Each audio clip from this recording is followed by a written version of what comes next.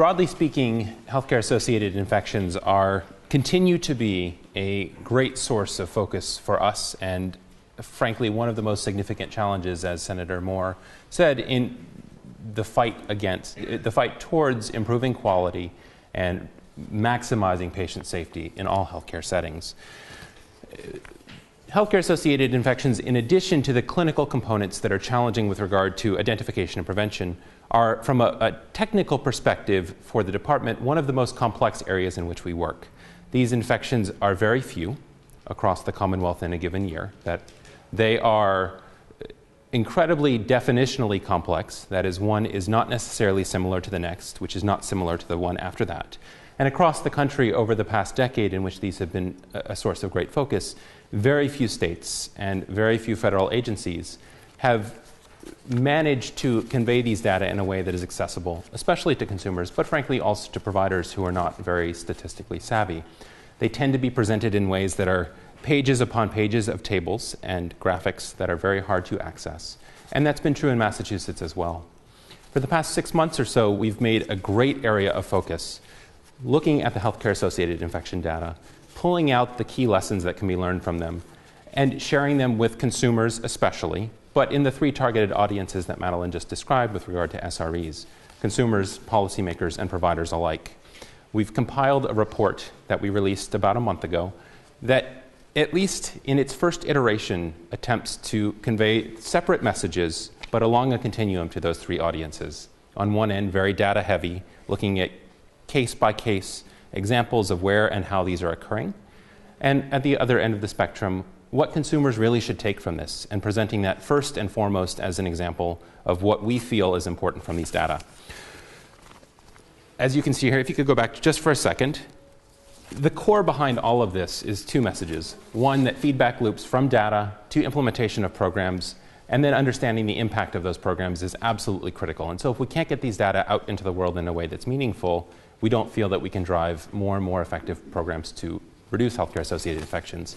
And also that one of the challenges here, because again the data are so complex, is that historically we've somewhat hidden behind them as a broader community. Because they're hard to get into, it's hard to present them, and therefore because it's hard to understand what's going on, it's hard to implement very effective programs. And so here we sought to not let the perfect get in the way of the good, to put something out into the community, to allow the community to react to us and to allow us to do it better in future iterations. Broadly speaking, I will skip the background slide if you don't mind going on actually 2 slides.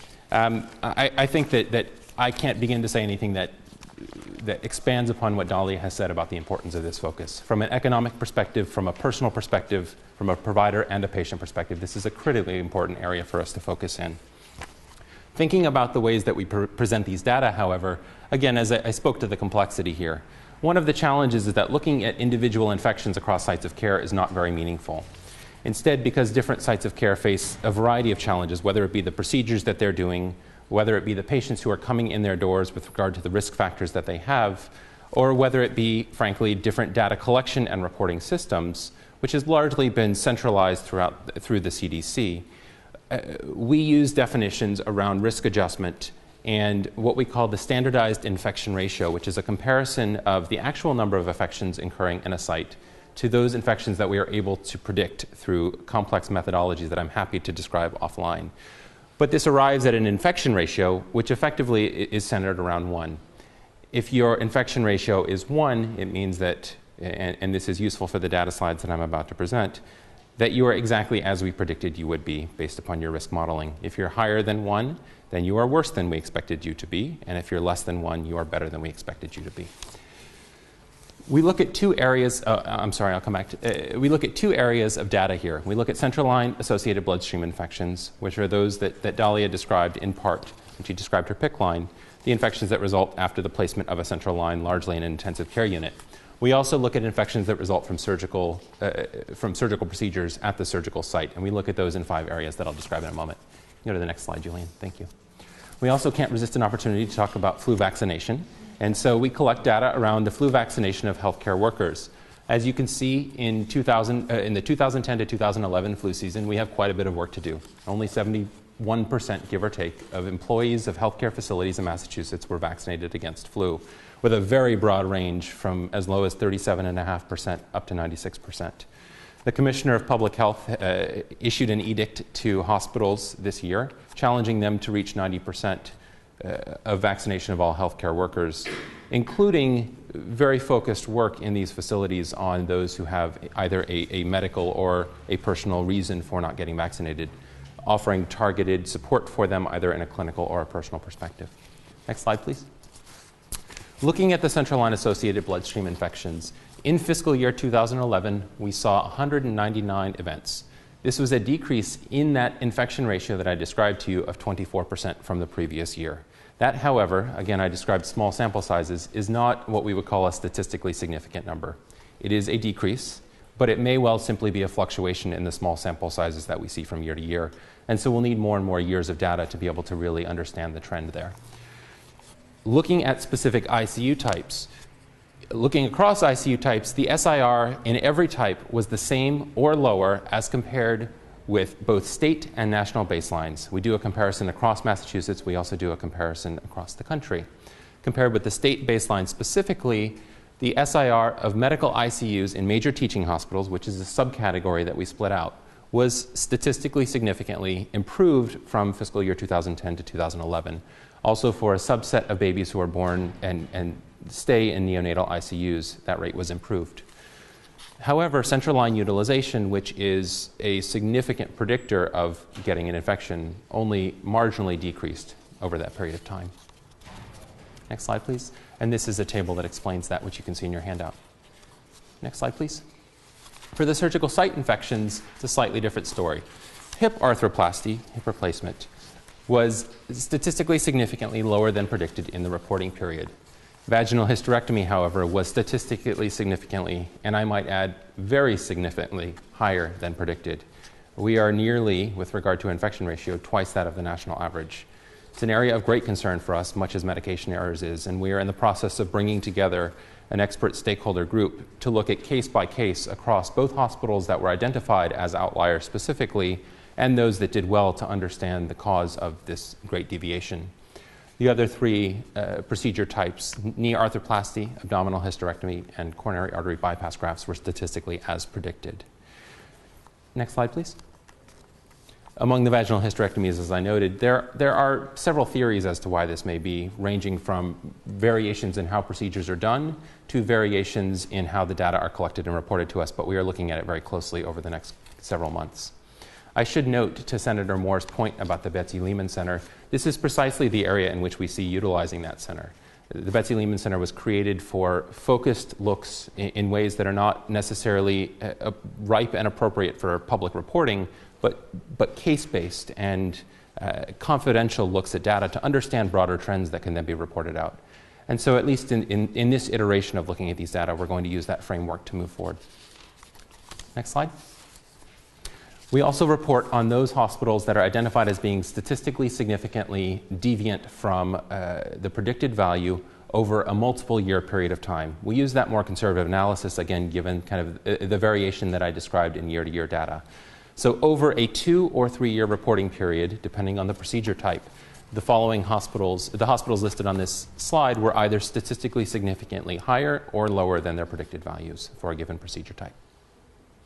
Finally, I think the component of this report of which we're most proud, and I won't spend a great deal of time on it, is the creation of a hospital-specific dashboard. We've created these, what we're calling one-pagers, for lack of a better description, that quite literally are a double-sided piece of paper.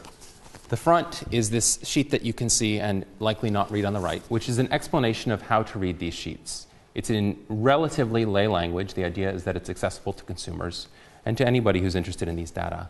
And then if you can go to the next slide, Julian, please.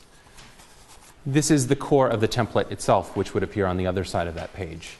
It describes a series of indicators for every hospital in the Commonwealth, ranging from specific, the size of the hospital, whether it's a teaching hospital or not. It describes flu data in the upper right-hand corner. The central chunk of the sheet describes central line-associated bloodstream infections and various indicators such as central line utilization of that area. And then at the bottom, we describe surgical site infections. Of that many-month process that Madeline described, this was by far the most challenging component that we worked through.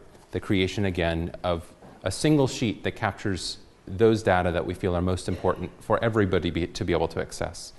It certainly is a step in the right direction. It certainly is not the answer.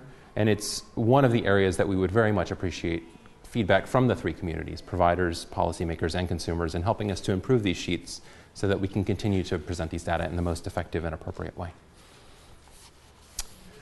In conclusion, specifically on the HAIs, healthcare-associated rates in Massachusetts are relatively lower than across the country. We do, however, compare ourselves to a national mean. We don't compare ourselves, as Massachusetts is often want to do, to the best performers. And so one of the areas that we're talking about looking to in the future is comparing ourselves with, for example, a stratification of 50th percentile, 75th percentile, 90th percentile, or perhaps 1 point in the middle. In general as well, HAI rates have decreased in recent years. We feel that the coordinated, multifaceted, both governmental and private efforts in the broader provider community, certainly the consumer community, in the allied communities of organizations that help support these efforts. The Mass Coalition for the Prevention of Medical Errors is here and certainly is a great leader in this area. We have driven some change, but we have a tremendous amount of work still to do. And these data, where they are most helpful, is both characterizing that change where we've had impact, both allowing us to continue programs or refocus programs, and also allowing us to identify new and very needed areas of focus, such as the medication errors and the vaginal hysterectomies. Next slide. And finally, as I've said several times now, but I think it bears repeating, this is all about facilitating continuous quality improvement in our facilities. It's about moving towards consumer self-assessment of risk so that they can help participate in the decisions that are made throughout the course of care. It's about making all of the data that we have as easily accessible and actionable as possible. It's about developing thresholds for action and recommended next steps where we have areas of need. And it's about beginning to drive improvement by not just comparing ourselves with a baseline or with a mean, but by comparing ourselves with the best, because it's where we all want to be. And striving for those very aspirational targets is the only way that we will achieve them. Thank you.